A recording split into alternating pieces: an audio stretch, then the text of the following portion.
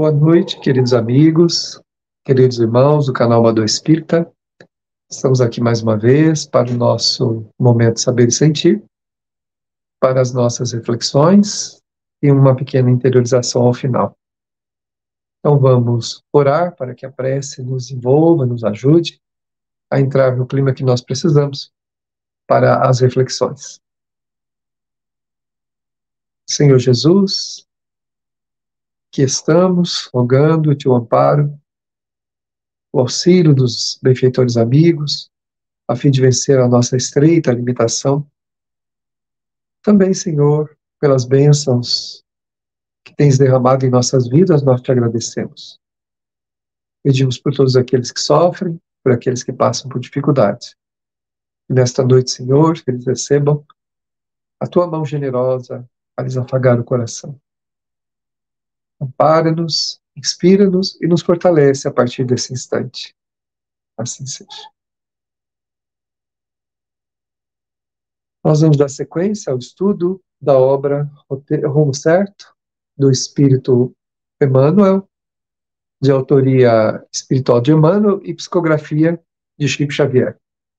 Esta obra que tem, cada capítulo é uma reflexão, é um convite a que nós possamos compreender o que o Emmanuel deseja nos passar, que é sempre lições muito instrutivas para as nossas vidas.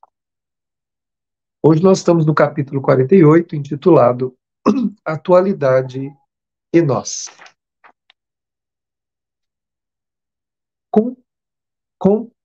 Contemplarás o mundo sob o império do progresso, observando que no bojo da tempestade surge a presença do trabalho renovador. Enquanto a ventania da transformação assopra furiosamente sobre a nave terrestre, alterando-lhe os rumos, guardarás lealdade à fé no supremo poder, que lhe assinala os destinos. Então, nós vamos contemplando, no mundo, sempre o impacto do progresso. Não tem como não observarmos isso, O progresso vai avançando, ele vai aparecendo, E junto com isso, tem a presença do trabalho renovador. O progresso não acontece sem o esforço, sem o trabalho, sem a dedicação daqueles que devem ser os fomentadores desse progresso. A humanidade, através de suas próprias necessidades, progride, criando cada vez mais facilidades, criando cada vez mais aquilo que lhe permite o trânsito mais tranquilo pela existência. O espírito vai progredindo ao se desenvolver tecnologicamente, cientificamente. E ele fala aqui da ventania da transformação, Por quê? Porque não há nada que não se transforme. Mesmo que a gente não queira, esse vento é muito forte, Aqueles que resistirem ao progresso irão ser levados de roldão. Por quê? Porque nós não temos como deter o progresso. Por isso que a gente fica muitas vezes preocupado, com as pessoas que dirigem a sociedade, desde um presidente da República até uma pessoa que dirige uma instituição. A gente fica muito preocupado se estão fazendo, não estão fazendo seus deveres, tal. Não tem como esse progresso não avançar. Não tem como as coisas não se transformarem. E aqueles que não contribuírem para com aquilo que estão fazendo, não apenas vão passar, ou seja, outros assumirão. O tempo ele é inexorável, ele passa e vai deixando para trás aqueles que pareciam eternos. Quantas pessoas quiseram se perpetuar no poder, quantas pessoas quiseram se imporem de um jeito, de outro, aqui e ali, e desapareceram. Por quê? Porque o tempo, ele vai, como ele diz aqui, ele vai provocando uma transformação, Então, o tempo é uma ventania que assopra furiosamente a nave terrestre, alterando-lhe os rumos. Então, a gente pode achar que, isso não tem jeito, aquilo não tem como mais dar certo. Tem sim. O nosso imediatismo, o nosso pessimismo, não permite que a gente confie na providência divina. A gente diz, para Deus, seja feita a vossa vontade, mas a gente não age assim. Chamamos Deus de Pai, mas não lhe obedecemos os ditames, como um pai que nos orienta. Queremos fazer do nosso jeito.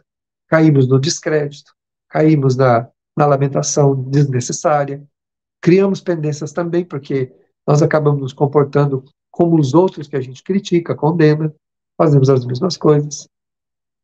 Se uma coisa não está bom agora, nesse ou naquele lugar, seja qual for, em qualquer aspecto que seja, e até mesmo dentro do nosso lar, vai acontecer o quê? Como ele diz aqui, uma transformação. O tempo vai provocar uma transformação, né, modificando os rumos das coisas.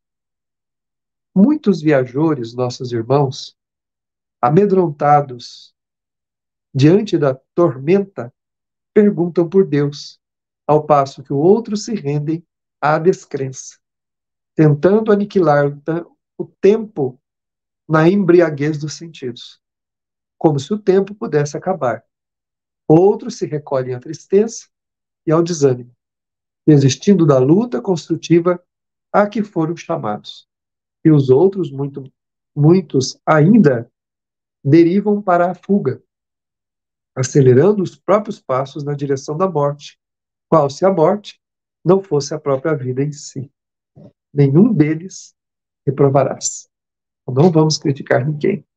E também nós só podemos fazer uma coisa, fazer a nossa parte. E dentro da nossa parte, fazermos o melhor. Não nos é pedido outra coisa. Nós não conseguimos fazer outra coisa que não seja fazer o nosso melhor. Então, é muito importante que nós pensemos a esse respeito. Só podemos fazer a nossa parte. E dentro da nossa parte, fazermos o melhor. Quando assim fazemos, estamos fazendo tudo o que nós devemos fazer. Qual é o encargo que nós temos? É na família? É na sociedade? No trabalho? Nisso ou naquilo? Onde é que nós temos alguma coisa que exige o nosso concurso? Ali, temos que fazer a nossa parte e fazer o melhor, sem criticar ninguém, sem censurar ninguém, sem amaldiçoar ninguém. Que nós também viemos de um passado onde já tivemos em várias posições. Não sabemos como é que nós agimos. Hoje, muitas vezes, estamos colhendo exatamente aquilo que a gente plantou em decorrência das nossas atitudes. Então, muitas vezes, diante dessas tormentas, né, as pessoas perguntam: cadê Deus? Como se Deus tivesse abandonado a humanidade. Cadê Deus? Que não faz nada. Isso não é justo. Além de não ser justo, é uma blasfêmia. Será que a gente acredita mesmo que Deus não está olhando por nós? Que a vida segue a deriva e que Deus não está no comando de tudo? Deus e Jesus estão no comando do Deus do universo e Jesus no comando da terra, cuidando de nós. Por pior que pareçam as coisas, existe uma direção espiritual. E se não está diferente, é porque ou nós não fizemos diferente e estamos colhendo o que plantamos, ou porque precisa ser assim, temporariamente, até que a gente aprenda alguma lição. Então, onde está Deus? Em toda parte, fazendo o melhor por nós. Muitos caem na descrença. Então, não acredito mais em Deus, porque as coisas não são. E geralmente por causa do orgulho ferido. Como as coisas não são como eu gostaria que fosse, então Deus não existe. Ou não quero mais acreditar em Deus. Outros vão para a embriaguez, né, dos sentidos. Vai para loucuras, né, fazer loucuras aí pela vida. Outros caem no desânimo, né, desistindo da luta. Outros aceleram os próprios passos na direção da morte, tentando tirar a vida, e a ironia é muito grande, porque a vida prossegue, né? Porque a morte é a própria vida em si, ou seja, nós saímos de um estado e acordamos no outro. Então, quem tentou aniquilar a vida teve a decepção de não tê-la terminado, de não tê-la aniquilado. Estava lá a vida, onde justamente a pessoa acreditou que estivesse a morte. Então, a ninguém a gente reprovará. Sejam como for as pessoas, o que elas estão fazendo, nós não vamos reprovar. Vamos contribuir. E como é que eu contribuo por um país melhor? Fazendo a minha parte. que eu gostaria que fosse honesto, que as pessoas fossem dignas, que os governos, que as coisas todos agissem. Vou agir eu na esfera particular e pessoal. Não me rebelar e agir de maneira contrária, apenas para tentar atingir aqueles que estão comandando as nossas vidas em algum nível que seja, desde a família, do trabalho, até o comando da nossa nação, o comando de um lugar, seja onde for, numa instituição. Não, a única maneira de nós contribuirmos é fazendo a nossa parte. Isso, se fizermos, nós vamos ter, no bom sentido, muito orgulho de nós mesmos. Chegar ao mundo espiritual e falar, não, as coisas podem ter ido, naquele momento, para um caminho que era o melhor, mas eu fiz a melhor parte. Né? Eu fiz o que eu podia. Cada um de nós vive nas dimensões do entendimento em que se nos caracteriza o modo de ser. E na altura da visão espiritual, a que a luz da verdade já te guiou, pode ser a compreensão de todos e o apoio fraternal para cada um. Então, cada pessoa vive na dimensão que é própria dela, caracterizando o modo de ser de cada um. A gente tem o hábito de querer que os outros sejam como nós gostaríamos que eles fossem. Nem os nossos filhos não são, nem os nossos amores não são. Cada pessoa é um universo à parte, é um mundo único, que nós não temos capacidade de tocar e mudar. Então, cada pessoa vive nessa dimensão. O que nós temos que fazer? Dar a compreensão e o apoio fraternal a cada um que nós tivemos contato. Esse apoio fraternal, essa luz que nós imprimimos nessa caminhada, faz com que as pessoas se sintam amparadas. Vamos lembrar do Chico. O Chico não brigou com ninguém, não levantou voz contra nada, não se opôs a coisa nenhuma. E onde estão aqueles que eram os destaques do mundo na época do Chico? Provavelmente a maioria deles sepultados na página da história. E nós nos lembramos do Chico até hoje. O que o Chico fez, o seu melhor, era um cristão autêntico e verdadeiro, um médium verdadeiramente missionário, cumprindo com seus deveres diante da humanidade, ensinando-nos como é que nós devemos fazer, ajudando sem questionar, ajudando sem lamentar, sem blasfemar. O que nós não podemos mudar, silenciemos e oremos para que aquilo seja feito da melhor maneira possível. Reconhecerás que a universidade habilita o raciocínio para as glórias do cérebro, mas tão somente a escola da vida prepara o sentimento para as conquistas do coração. A gente pode ter um monte de títulos, a gente pode ter doutorado, a gente pode ter mestrado, pode ter, né, o curso regular disso ou daquilo, técnico, seja o que for. Isso só vai nos acrescentar entendimento aqui. Mas somente o sentimento dimensiona a vida como ela é. É através do sentimento, do coração, que nós vamos compreender, inclusive, Deus, que não é entendido aqui. Deus é entendido aqui, no coração. Quanto mais nos tornamos, quanto combatemos as nossas tendências e nos tornamos melhores, quanto mais fazemos isso, mais próximos de Deus estamos e mais o sentimos em nós. Então, tudo parte do coração. Lógico que o conhecimento é muito importante. Ninguém vai fazer uma cirurgia só com boa vontade. Tem que ter estudado o conhecimento técnico. Ninguém vai calcular uma ponte, um prédio, um edifício, só com boa vontade. Vai ter que ter estudado para aquilo, se preparado, né? Ninguém vai fazer uma boa comida sem nunca ter chegado perto de um fogão. Vai sair uma coisa terrível, né? Então, tudo exige preparo, sobretudo exige sentimento. E como é que nós desenvolvemos sentimento? Na caridade, na prática do amor ao próximo, fazendo tudo o que a gente puder para a felicidade do semelhante. A comida, do ombro amigo, em todos os sentidos possíveis. Então, nós auxiliamos. Por isso mesmo, honorificarás a ciência, sem menosprezo à consciência. Estimarás a liberdade sem descurar da disciplina. Entesourarás conhecimento, cultivando bondade. Situar-te-ás nas frentes da cultura, socorrendo, porém, quando possível, as retaguardas do sofrimento. Ele vai dando umas comparações para nós, né? Nós vamos honorificar a ciência, sim, mas não vamos menosprezar a consciência. Tudo com consciência. Onde está escrita a lei de Deus, questão 621 do Livro dos Espíritos? Na consciência. Então vamos fazer tudo com consciência. Não apenas para nos darmos bem, para sobressairmos, para ganharmos isso ou aquilo. Sempre com muita consciência. Queremos liberdade? Sim, mas sem descuidar da disciplina. Sem a disciplina no amor e no bem, nenhuma liberdade terá qualquer sentido para nós. Vamos juntar o conhecimento? Vamos, mas e o cultivo da bondade? O que adianta termos um monte de conhecimento, até mesmo religioso, até mesmo de uma doutrina, e continuarmos duros, inflexíveis, não perdoarmos, não compreendermos, não tolerarmos, não auxiliarmos os outros? Para que adiantará somente isso? Estaremos cuidando da cultura? Sim, mas sempre que a gente puder, vamos socorrer quem precisa.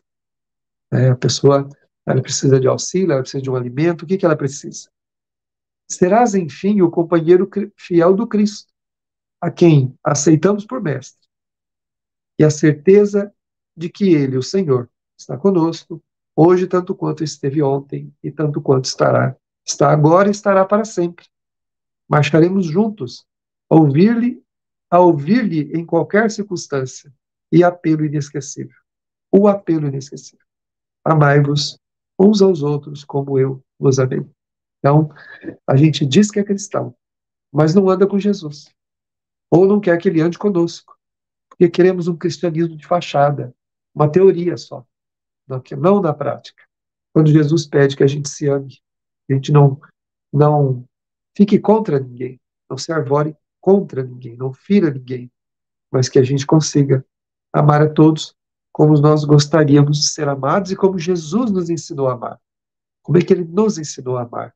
Muitas vezes é o que nós fazemos no sentido contrário, né? A gente diz que é cristão, mas odeia aquele que tem um pensamento diferente do nosso. Queremos matá-lo, destruí-lo. Queremos que tudo de mal aconteça com ele. É o nosso irmão, está equivocado, mas é nosso irmão. Ou pensa apenas diferente de nós, mas é o nosso irmão. Então vamos pensar isso. Vai nos ajudar bastante nós lembrarmos dessas questões. Então vamos nesse instante, sentindo o perfume de Jesus que paira sobre nós, respirá-lo a longos haustos, a fim de senti-lo em nossa natureza, percorrendo os canais sutilíssimos de nossa alma, transformando as nossas amarguras em paz, retirando os pensamentos negativos do seu lugar, colocando luzes ao nosso entendimento. Vamos perceber Jesus nesse momento, nos acolhendo, nos amparando, nos fortalecendo. Vamos sentir o seu perfume, imaginando estarmos em um grande parque de flores multicoloridas, de perfumes inebriantes. Imaginar um lago com criaturas minúsculas se movendo para lá e para cá, as abelhas pousando nas flores, as crianças brincando, as pessoas, os velhinhos de mãos dadas andando de um lado para o outro. Esta cena nos traz reconforto para a alma. Sentimos que Jesus está conosco. Sintamos a sua presença. Vamos perceber Jesus. E assim, guardando no coração, seja qual for o problema que enfrentamos, vamos guardar no coração a presença de Jesus, para que Ele nos guie, nos oriente, e percebendo-lhe, vamos dizer a Ele: obrigado, Senhor. Muito obrigado, meus irmãos.